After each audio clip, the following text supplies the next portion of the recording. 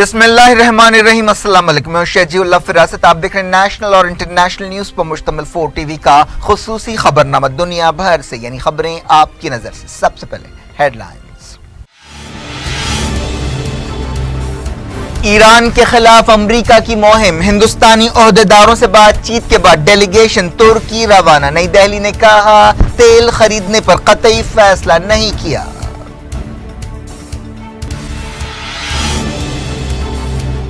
Mic Pompeo اور James ماٹس ستمبر میں ہندوستان کا دورہ کریں گے۔ نئی دہلی 2+2 بات چیت کی میزبانی کرے گی۔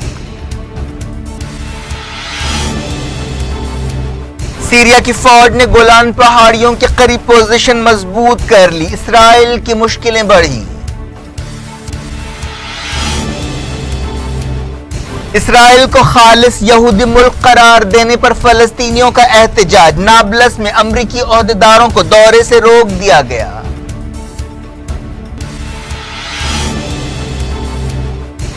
ڈونلڈ ٹرمپ نے پوٹین کو دی امریکہ دورے کی دعوت، کہا چھوٹی ملاقات کامیاب رہی۔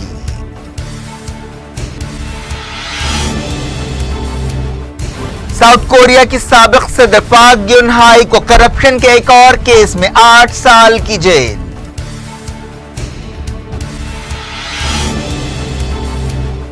راہل کی جھپی نے نو کانفیڈنس موشن کو ماند کر دیا، مودی بھونچک کے رہ گئے۔ لوک سبھا میں گرما گرم بحث، راہل نے کہا مودی چوکیدار نہیں بھاگیدار ہیں، صدر کانگریس کے خلاف کارروائی کے لیے بی جے پی کی نوٹس۔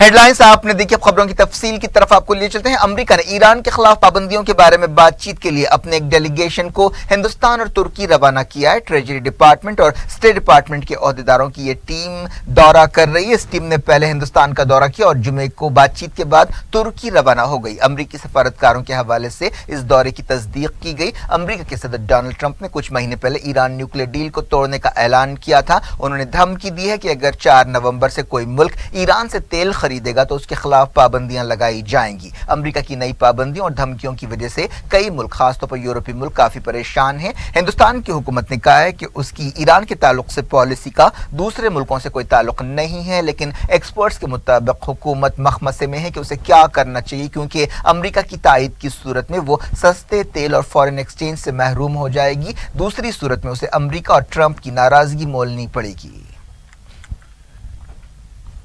اسرائیل کی انٹیلیجنس ایجنسی موساد نے یہ بات مانی ہے کہ اس نے ایران کی باغی تنظیم پیپلز مجاہدین آرمی کے ساتھ مل کر کام کیا ہے۔ موساد نے کہا کہ اس نے بیلجیم، فرانس اور جرمنی کے انٹیلیجنس عہدیداروں کے ساتھ مل کر کام کیا اور ایک نیٹ ورک کو بے نقاب کیا جو 30 جون کو پیرس میں ایک کانفرنس کے دوران دھماکہ کرنے والا تھا۔ یہ کانفرنس ایران کی باغی تنظیم پیپلز مجاہدین آف ایران کی طرف سے رکھی گئی تھی۔ اس واقعے کے سلسلے میں جرمنی میں ایک ایرانی سفارتکار کو گرفتار بھی کیا گیا تھا۔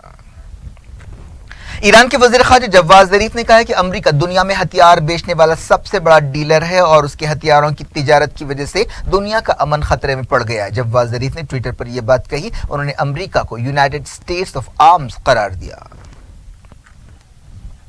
اسرائیل کو یہودیوں کے لیے مخصوص ریاست قرار دینے پر فلسطینی کافی ناراض ہیں۔ کئی فلسطین اور اسرائیلی انسانی حقوق تنظیموں نے اسرائیلی پارلیمنٹ میں منظور کیے گئے اس قانون کی مذمت کی۔ تنظیم آزادی فلسطین PLO کے سیکریٹری سائبر کات نے کہا کہ اس قانون کے ذریعے نسل پرستی کو قانونی شکل دے دی گئی۔ ویمنز اسٹڈی سینٹر یروشلم کی ڈائریکٹر سما اویدا نے بتایا کہ اس قانون کی نسل پرست نوعیت کو دنیا کے سامنے لانا چاہیے۔ PLO کی ایگزیکٹو کمیٹی کے رکن حنان اشراوی نے کہا کہ اس قانون کے ذریعے نسل کشی، فرقہ واریت، تعصب اور امتیاز کو لائسنس دے دیا گیا۔ انہوں نے ٹرمپ حکومت پر تنقید کرتے ہوئے کہا کہ امریکی حکومت اسرائیل کی طرفداری کرتے ہوئے اندھی ہو گئی ہے۔ فلسطین کے شہر نظارت کے بیپٹسٹ اسکول کے ڈائریکٹر جنرل بطروس منصور نے کہا کہ یہ قانون اس بات کو ظاہر کرتا ہے کہ اسرائیل کو اپنے آپ پر بھروسہ نہیں ہے۔ ڈائریکٹر انٹرنیشنل ریلیشنز شرونا ناویس نے کہا کہ کئی اسرائیلی اور فلسطینی انسانی حقوق تنظیموں کو اس بل کے تعلق سے تشویش ہے۔ ہزاروں احتجاجیوں نے تل ابیب میں سڑکوں پر نکلتے ہوئے اس قانون قانون کے خلاف مظاہرہ کیا اور اسے نسل پرستانہ اور امتیازی قرار دیا۔ یہ لوگ بینرز اٹھائے ہوئے تھے جن پر لکھا تھا کہ یہ ہم سب کا گھر ہے۔ اس موقع پر عرب پارٹیوں کے اتحاد کے لیڈر ایمن عودے نے کہا کہ اس قانون کے باوجود ہم غائب نہیں ہوں گے بلکہ اس سے جمہوریت کو دھکا لگے گا۔ امریکی عہدیداروں کو مغربی کنارے کے ایک ٹاؤن میں دورے کی اجازت نہیں دی گئی۔ امریکی سفارتکاروں کا ایک ڈیلیگیشن نابلس شہر کا دورہ کرنے والا تھا۔ غزہ پٹی میں اسرائیل نے ایک بار پھر میزائل حملہ کیا جس کے نتیجے میں کم سے کم ایک فلسطینی جاں بحق ہو گیا اور 3 زخمی ہوئے۔ فلسطین انفارمیشن سینٹر نے بتایا کہ جمعرات کی شام اسرائیلی فوج کے ایک ڈرون نے رفح کے قریب فلسطینیوں کے ایک گروپ کو نشانہ بنایا۔ حماس نے وائٹ ہاؤس پر تنقید کرتے ہوئے کہا کہ اس نے اسرائیلی کارروائیوں کو اندیکھا کر دیا ہے۔ حماس کے ترجمان سامی ابو زیری نے کہا کہ امریکی حکومت مسلسل حماس کو نشانہ بنا رہی ہے۔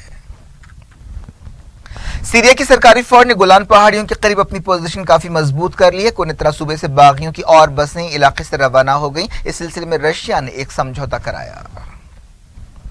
ایکسپرٹس کا کہنا ہے کہ گولان پہاڑیوں کے پاس بشار فوج کی کامیابیوں اور قبضے سے اسرائیل کے لیے مشکلیں کافی بڑھ گئی ہیں۔ اسرائیلی میڈیا میں کہا گیا کہ سیریا کی فوج ایران کی پراکسی بن گئی ہے۔ حال ہی میں رشیا کے صدر ولادیمیر پوٹن اور امریکہ کے صدر ڈونلڈ ٹرمپ نے فن لینڈ میں ملاقات کرتے ہوئے سیریا کی صورتحال خاص طور پر گولان پہاڑیوں کے پاس ایرانی فورسز کی موجودگی کے بارے میں بات چیت کی تھی۔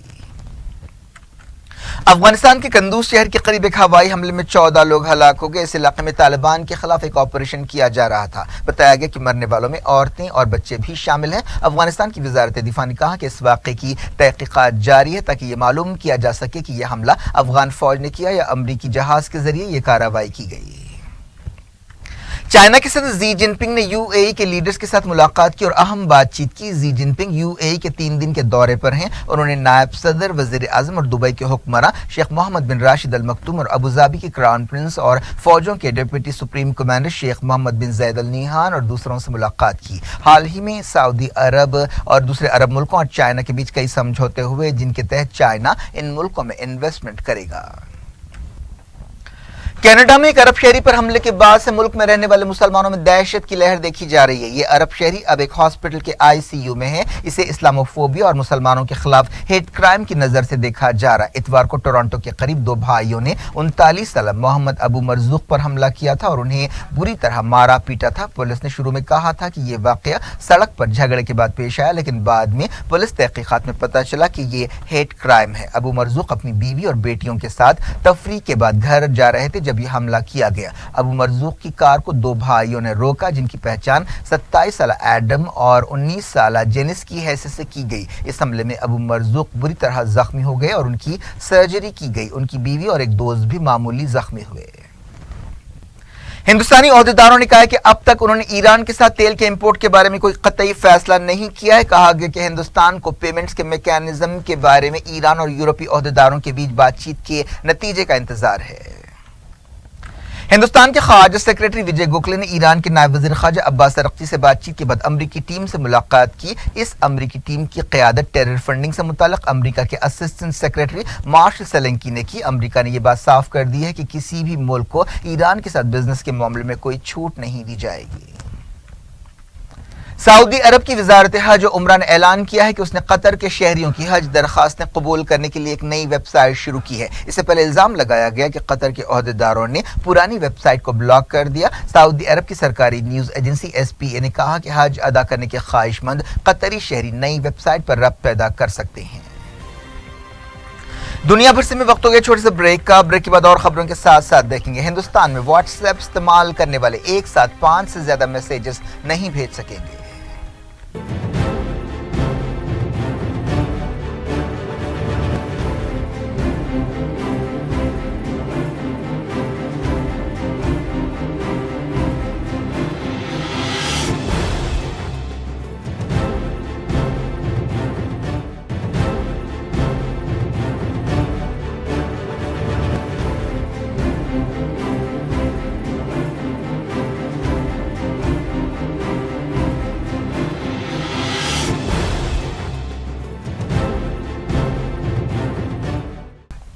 ویلکم بیک، آپ دیکھ رہے ہیں اپنا پسندیدہ خبرنامہ دنیا بھر سے اور میں ہوں شجی اللہ فراست۔ اس خبرنامے میں ہم آپ کے لیے لاتے ہیں دنیا کے گوشے گوشے سے آپ ہی کی پسند اور دلچسپی کی خبریں۔ آگے بڑھنے سے پہلے ہیڈ لائنز ایک بار پھر۔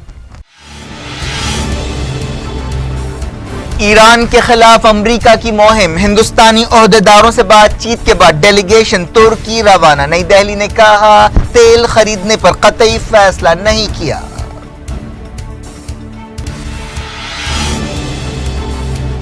مائک پومپیو اور جیمز ماٹس ستمبر میں ہندوستان کا دورہ کریں گے۔ نئی دہلی 2+2 بات چیت کی میزبانی کرے گی۔ سیریا کی فوج نے گولان پہاڑیوں کے قریب پوزیشن مضبوط کر لی، اسرائیل کی مشکلیں بڑھی۔ اسرائیل کو خالص یہودی ملک قرار دینے پر فلسطینیوں کا احتجاج، نابلس میں امریکی عہدیداروں کو دورے سے روک دیا گیا۔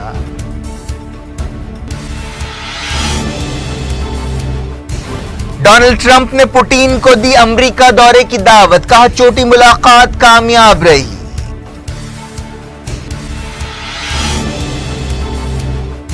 ساؤتھ کوریا کی سابق صدر پاک گیون ہائی کو کرپشن کے ایک اور کیس میں 8 سال کی جیل۔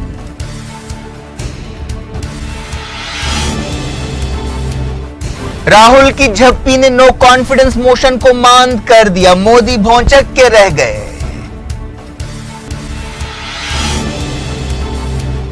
لوک سبھا میں گرما گرم بحث، راہل نے کہا مودی چوکیدار نہیں بھاگیدار ہیں، صدر کانگریس کے خلاف کارروائی کے لیے بی جے پی کی نوٹس۔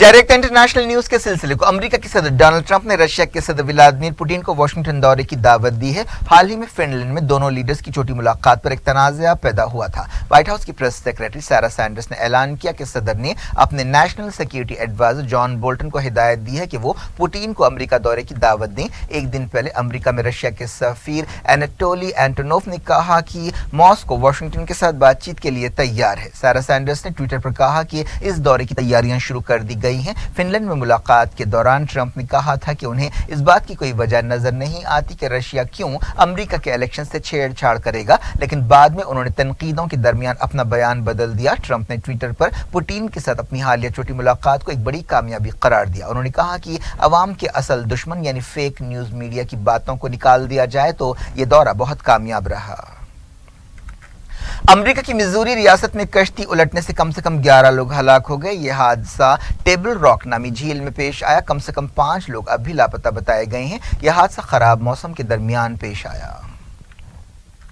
ساؤتھ کوریا کی ایک عدالت نے سابق صدر پاک گیون ہائی کو کرپشن کے ایک اور کیس میں 8 سال جیل کی سزا سنائی۔ ان پر 2016 کے پارلیمنٹ الیکشن سے چھیڑ چھاڑ اور سرکاری خزانے کو نقصان پہنچانے کا الزام ہے۔ سول کی ایک عدالت نے کہا کہ پاک گیون ہائی نے بعض لوگوں کے ساتھ گٹھ جوڑ کرتے ہوئے حکومت کو $2.91 ملین کا نقصان پہنچایا۔ اس سے پہلے ایک دوسرے کرپشن کیس میں عدالت نے انہیں 24 سال جیل کی سزا سنائی۔ سابق صدر نے الزامات کو قبول کرنے سے انکار کر دیا۔ انہیں جملہ 32 سال جیل کی سزا کا سامنا ہے۔ پاک گیون ہائی ساؤتھ کوریا کی تیسری سابق لیڈر ہے جنہیں کرپشن کے الزامات کا سامنا ہے۔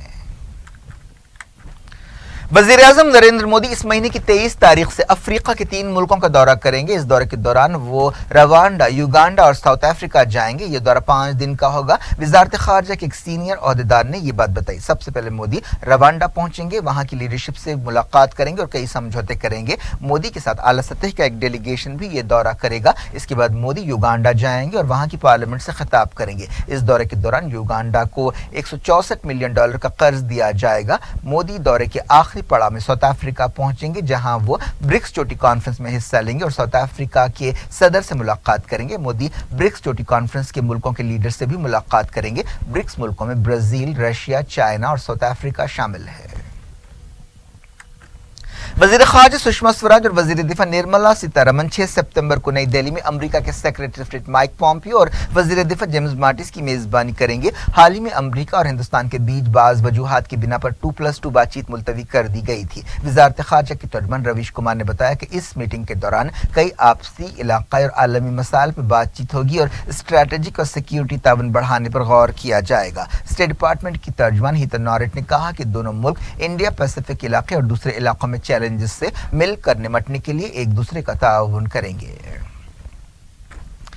व्हाट्सएप कंपनी ने कहा कि हिंदुस्तान में उसके यूजर्स को एक साथ 5 से ज्यादा चैट्स की इजाजत नहीं दी जाएगी। व्हाट्सएप पर फेक न्यूज और मैसेजेस के चलन को कम करने के लिए यह कदम उठाया गया है। हिंदुस्तान की हुकूमत ने कहा था कि व्हाट्सएप पर अफवाहें फैलाने की वजह से मुल्क में मॉब लिंचिंग के वाकयात पेश आ रहे हैं। व्हाट्सएप कंपनी ने कहा कि वो अपने क्विक फॉरवर्ड बटन को हटा देगा। हिंदुस्तान की हुकूमत ने व्हाट्सएप से कहा था कि वो इस सिलसिले में जरूरी कदम उठाए, वरना उसे मॉब लिंचिंग के वाकयात के लिए एक जिम्मेदार समझा जाएगा। व्हाट्सएप फेसबुक की कंपनी है और दुनिया भर में 1 बिलियन से ज्यादा लोग इसे इस्तेमाल करते हैं। हिंदुस्तान में व्हाट्सएप इस्तेमाल करने वालों की तादाद 200 मिलियन से ज्यादा है। एक दिन पहले इंडिया की हुकूमत ने व्हाट्सएप कंपनी को नोटिस जारी की थी और कहा था कि वो फेक न्यूज के मसले से निपटने के लिए कोई हल पेश करे।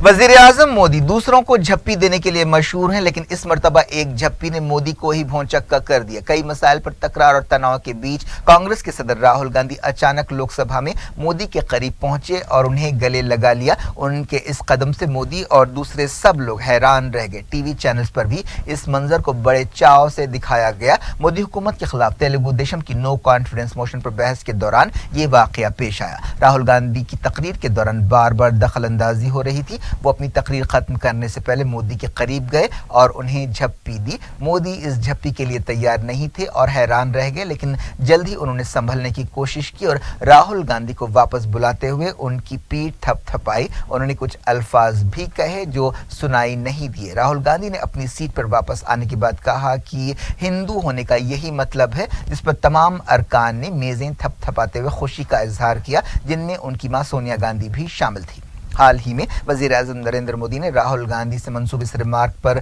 काफी तनकीद की थी कि कांग्रेस मुसलमानों की पार्टी है। ये शायद पहला मौका है कि अपोजिशन के किसी लीडर ने लोकसभा में वजीर आजम को गले लगाया, वो भी उस वक्त जब नो कॉन्फिडेंस मोशन पर बहस हो रही थी। एक रिपोर्ट में कहा गया कि राहुल ने मोदी को गले लगाते हुए कहा कि आप मुझे पप्पू कह सकते हैं, लेकिन मैं आपसे नफरत नहीं करता। इस दौरान अकाली दल लीडर हरसिमरत कौर अपनी सीट से उठी और राहुल गांधी की झप्पी पर एतराज किया। स्पीकर सुमित्रा महाजन ने भी राहुल गांधी से कहा कि यह मुल्क की पार्लियामेंट है, ऐसी खैर सगालियों की जगह नहीं है। तेलुगु देशम के एक रुकन जयदेव गल्ला ने नो कॉन्फिडेंस मोशन पर अपनी तकरीर के दौरान कहा कि अगर अवाम से धोखा किया गया तो आंध्रा में बीजेपी का नामो निशान मिट जाएगा। ये उनका श्राप है। तेलुगु देशम पार्टी ने आंध्र प्रदेश को खुसूसी दर्जा देने के वादे को पूरा न करने के लिए ये तहरीक पेश की है। अपोजिशन की कई पार्टियों ने इस तहरीक की तायद की, लेकिन इसे लोकसभा में शिकस्त हो गई।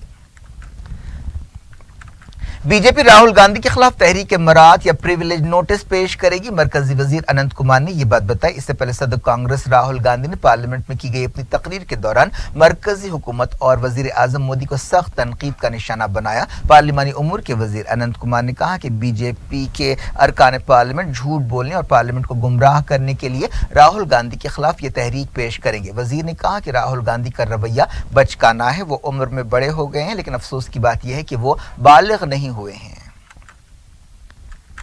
इससे पहले राहुल गांधी ने बीजेपी पर तनकीद करते हुए राफेल डील का मसला उठाया और दावा किया कि फ्रांस के सदर एमेनुएल मैक्रोन ने उनसे खुद कहा कि जेट हवाई जहाजों की कीमतों के ताल्लुक से हिंदुस्तान के साथ फ्रांस का कोई समझौता नहीं है। राहुल गांधी ने रिमार्क किया कि पीएम चौकीदार नहीं बल्कि भागीदार हैं। राहुल गांधी ने दावा किया कि हिंदुस्तान जुमलों का शिकार हो गया है और मोदी आम लोगों की ख्वाहिशात और उमंगों से दूर हो गए हैं। उन्होंने कहा कि जुमलों का शिकार दलित, आदिवासी, औरतें और नौजवान हो रहे हैं। सदर कांग्रेस ने मोदी हुकूमत पर बेरोजगारी के लिए भी तनकीद की। उन्होंने कहा कि मोदी और अमित शाह बिल्कुल अलग किस्म के सियासतदान हैं, लेकिन दोनों में एक बात कॉमन है कि वो इख्तिदार से महरूमी नहीं चाहते, क्योंकि वो जानते हैं कि अगर ऐसा हुआ तो उनके खिलाफ क्या होगा।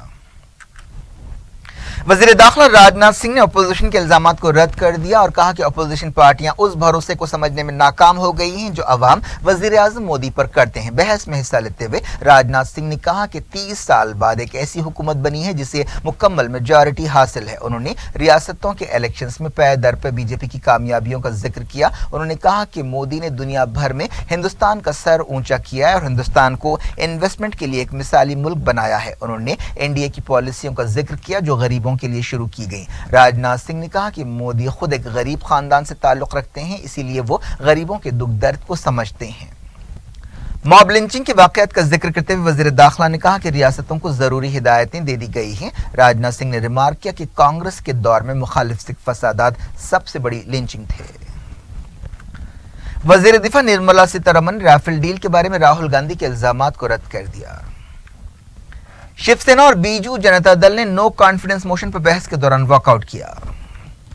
आरजेडी के तेजस्वी यादव ने कहा कि एनडीए हुकूमत अवाम के दिलों से उतर गई है। बहस के दौरान तेलुगु देशम और टीआरएस अरकान के दरमियान सख्त अल्फाज का तबादला हुआ। क्या कुछ हो रहा है आपकी दुनिया में, आखिर में हेडलाइंस दुनिया भर से एक बार फिर देखते हैं। ईरान के खिलाफ अमेरिका की मुहिम, हिंदुस्तानी ओहदेदारों से बातचीत के बाद डेलीगेशन तुर्की रवाना। नई दिल्ली ने कहा तेल खरीदने पर कतई फैसला नहीं किया।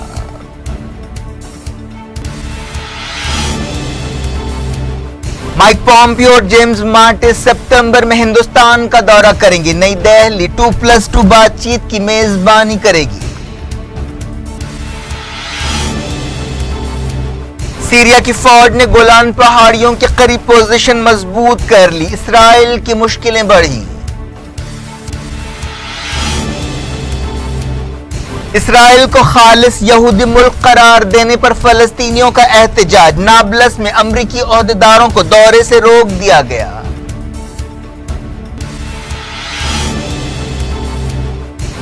डोनाल्ड ट्रंप ने पुतिन को दी अमेरिका दौरे की दावत, कहा छोटी मुलाकात कामयाब रही।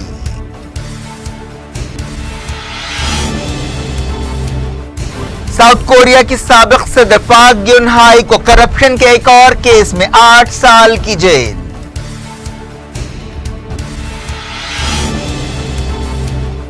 राहुल की झप्पी ने नो कॉन्फिडेंस मोशन को मांद कर दिया। मोदी भौंचक के रह गए।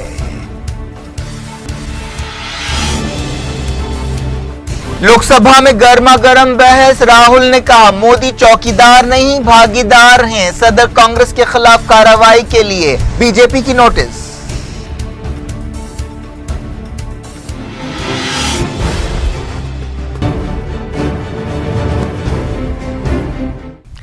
ये थी आज की खबरें। शेड्यूल फरासत को दें इजाजत और अपना बेहद ख्याल रखें। अल्लाह हाफिज।